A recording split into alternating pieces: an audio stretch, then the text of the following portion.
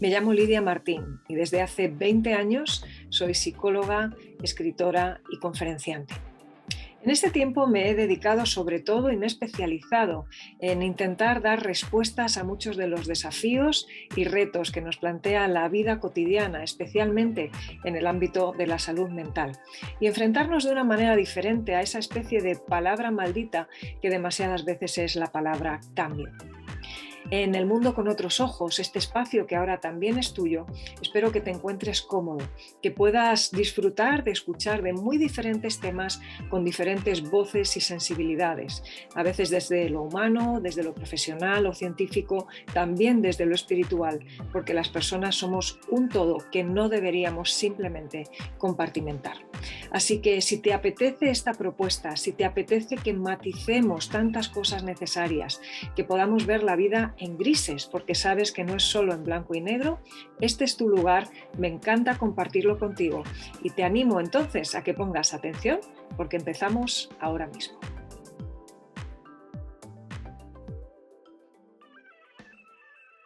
Bienvenidos al episodio número 64 de El mundo con otros ojos.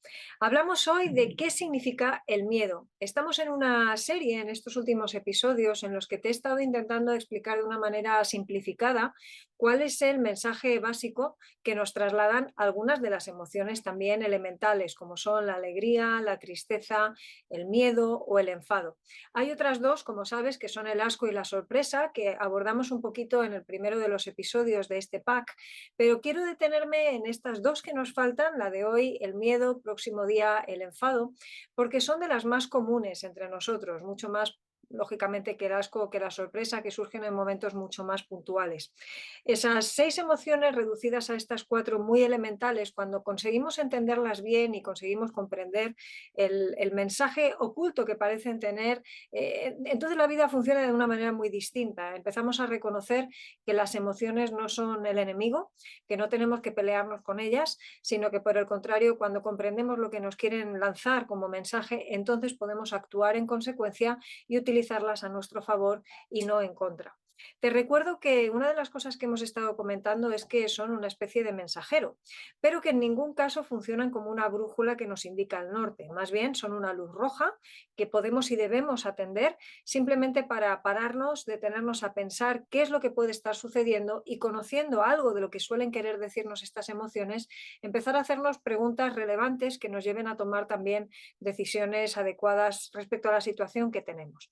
Así que, haciéndote ese resumen, déjame que haga como suelo, perdón, que es empezar por el final, con la conclusión, y decirte que cuando hablamos del miedo, lo que está queriendo decir es sobre todo que quizá haya algún peligro que debes identificar para poder responder a él y protegerte. Este es el significado del miedo y qué es lo que quiero que aporte, digamos, este episodio como nueva visión al respecto. Pues sobre todo que el miedo solamente es un problema si dejas que te gobierne. Es decir, dejamos de atenderlo como si fuera el enemigo, de intentar aprisionarlo, eliminarlo o negarlo, para simplemente atender el mensaje, actuar en consecuencia y, eso sí, no dejar que nos gobierne.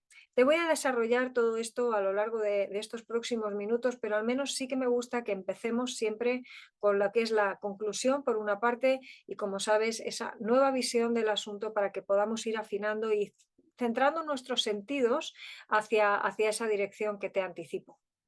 Una de las cosas que me gusta explicar es que el miedo es una emoción que es muchísimo más útil de lo que nos imaginamos. De hecho, nos acompaña desde que somos niños y se transiciona a lo largo de los años de la infancia por diferentes miedos evolutivos que se llaman, precisamente porque forma parte del propio desarrollo normal y general al que podemos aspirar como seres humanos. Si pensamos en los bebés, por ejemplo, pues el miedo a la separación, el miedo a los extraños.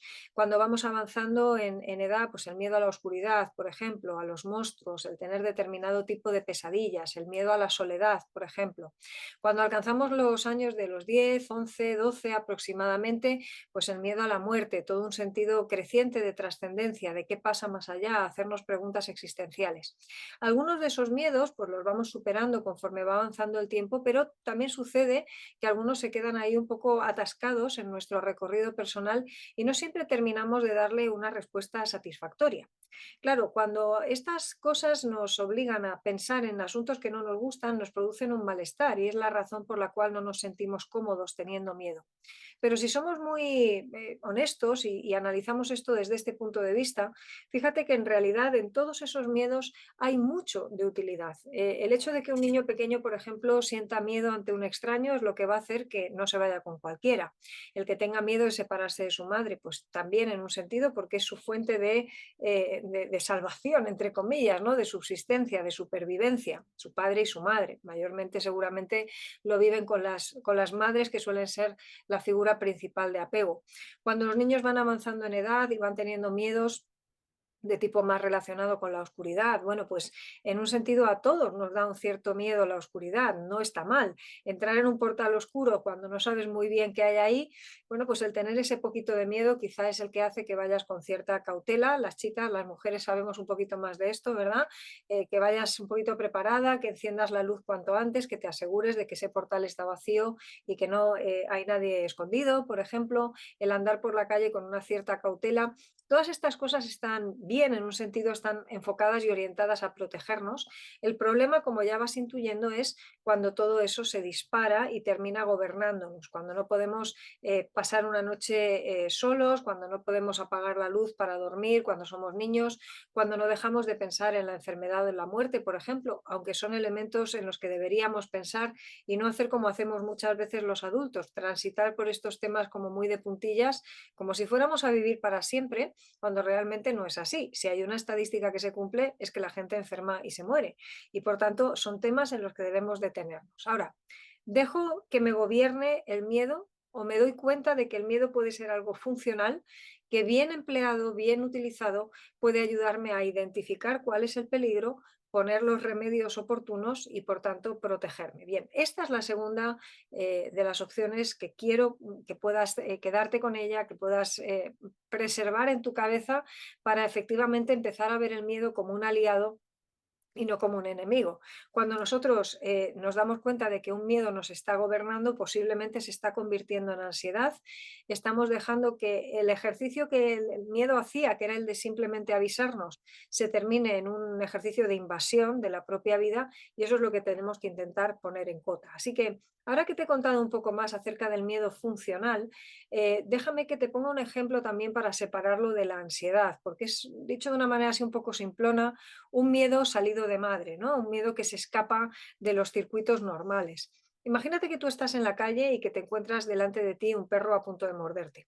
Tener miedo ante una situación así es muy útil en un sentido, porque si no tienes miedo posiblemente no haces nada al respecto.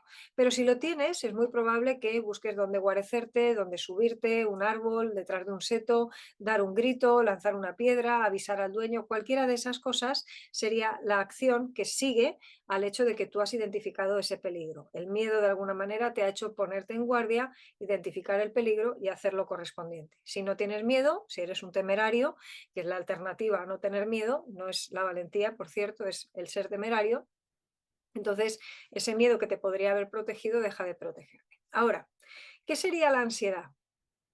La ansiedad tiene que ver con que tú reacciones con ese nivel de hiperactividad fisiológica, ese nivel de aceleración corporal, cuando no hay un perro delante, cuando simplemente te lo imaginas, cuando el ponerte en la posición mental de anticiparlo ya te saca prácticamente de casillas, cuando te bloquea, es decir, en esos momentos ese miedo ya no es miedo, es ansiedad, porque ha dejado de ser funcional, realmente no te está protegiendo de nada, solamente te está poniendo en un sentimiento constante de hiperalerta, que lo que hace es agotarte y que de hecho es tremendamente peligroso en sí a veces porque lo que hace es que te consume las energías que necesitarás si efectivamente se produce un peligro real delante, ¿no? No vas a saber actuar o vas a estar bajo mínimos porque buena parte de las energías se te habrán ido justamente a esa ansiedad que ha aparecido en un momento incorrecto, que ha querido ser tan preventivo, ese miedo a la hora de protegerte, que realmente se le ha ido de las manos y te está protegiendo ante algo que o bien no existe o bien está desproporcionado. Claro, en un sentido, la amistad que tenemos con la ansiedad se parece bastante a la amistad que podemos tener con ese amigo que quiere protegernos a toda costa y que no deja de pegarnos gritos para que nos protejamos, nos cuidemos, tengamos cuidado con ese escalón, con esa fisura en la acera, con esa... Y no lo soportaríamos en realidad si tenemos ese amigo, aun entendiendo que tiene muy buena intención y que lo que está queriendo es que no nos caigamos, que no tropecemos, que no crucemos sin mirar y demás. Tú y yo no querríamos pasear con nadie que está todo el rato, cuidado, mira, tal cual, porque nos estaría consumiendo las energías, estaría agobiándonos, nos impediría de hecho poder prestar atención a lo que debemos prestar atención y nos estaría absorbiendo todo tipo de energía, todo tipo de capacidad, pues eso, atencional, de concentración, de disfrute. Si te das cuenta, esto es muy similar a lo que parece suceder cuando tenemos ansiedad. De hecho, nos vemos bloqueados en nuestra vida cotidiana, sentimos que se nos invade, somos incapaces de concentrarnos en otra cosa, solamente nuestros sentidos están pendientes de los posibles peligros que se producen alrededor y eso nos complica terroríficamente la vida. De hecho, cuando una persona vive con ansiedad, a diferencia de lo que sucede con un miedo, es que la ansiedad lo que hace es bloquearnos la existencia, empieza a ser tremendamente invasiva con nuestras áreas de vida, termina invadiendo casi prácticamente cualquier ámbito, lo personal, lo interpersonal, familiar, el trabajo, hasta el punto de que perdemos la capacidad de descanso, el ánimo para comer, muchas veces nos termina incluso creando trastornos depresivos, porque esa mala gestión de la incertidumbre, el querer tenerlo todo atado y no ser capaces de hacerlo, nos pone ante esa tesitura en la que querríamos, pero no podemos controlar lo que tenemos delante de nosotros si no está al alcance. Las personas que tienen ese afán por controlarlo todo, por tenerlo todo bien atado, en un sentido muy claro y muy práctico, son carne de cañón para la ansiedad. Cuidado entonces con los perfeccionismos, con tengo que conseguir que el plan A salga sí o sí porque me da miedo tener que pasar o pensar en un plan B o en un plan C.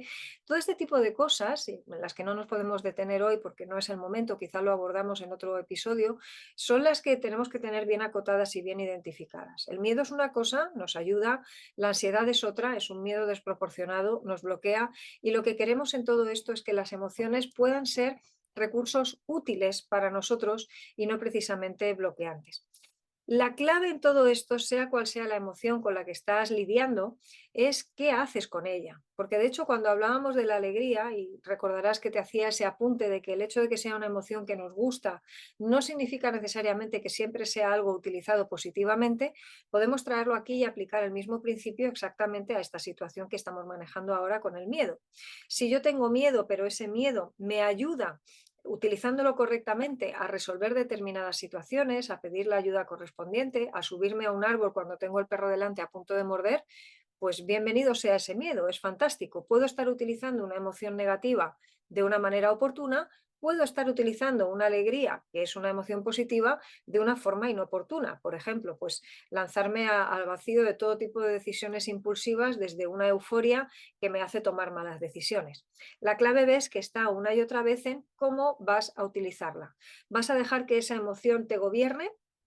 ¿Vas a tomar la decisión de que esa emoción esté más bien a tu servicio, al servicio de los objetivos que verdaderamente merecen la pena?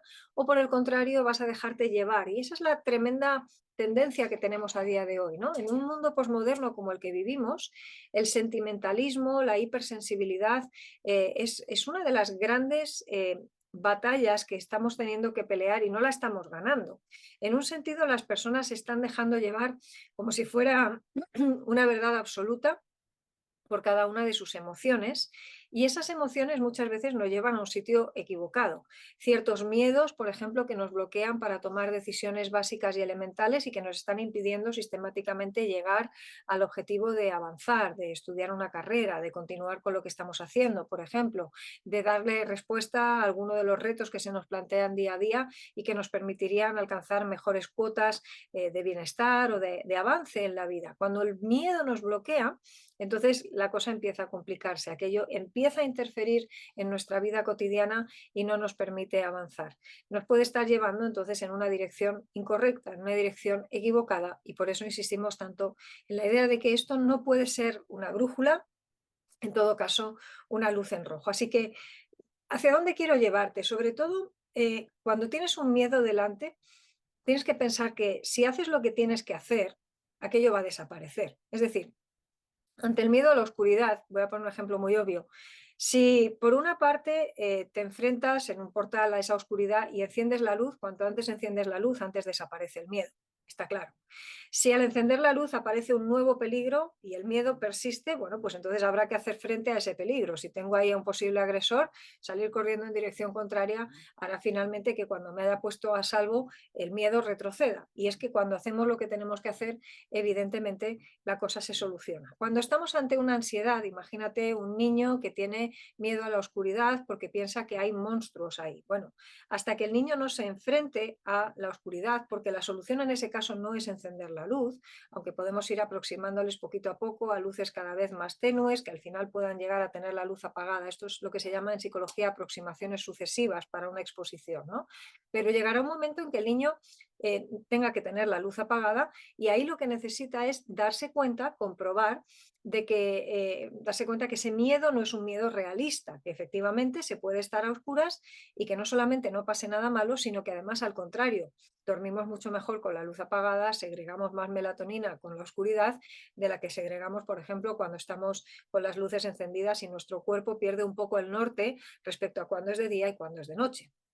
Cuando tenemos delante un miedo, entonces lo primero es identificar si es un miedo realista o no y qué tengo que hacer al respecto. Si es realista, lo que toque hacer.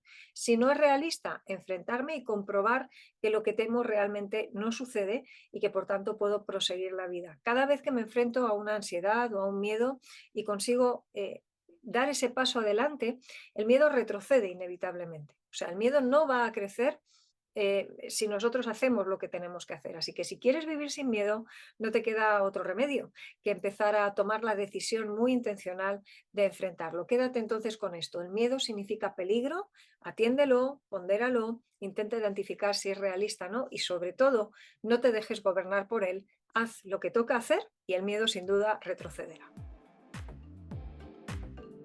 Espero que te haya gustado este episodio, que lo hayas encontrado útil y te animo a que no te pierdas ninguno de los que están por llegar.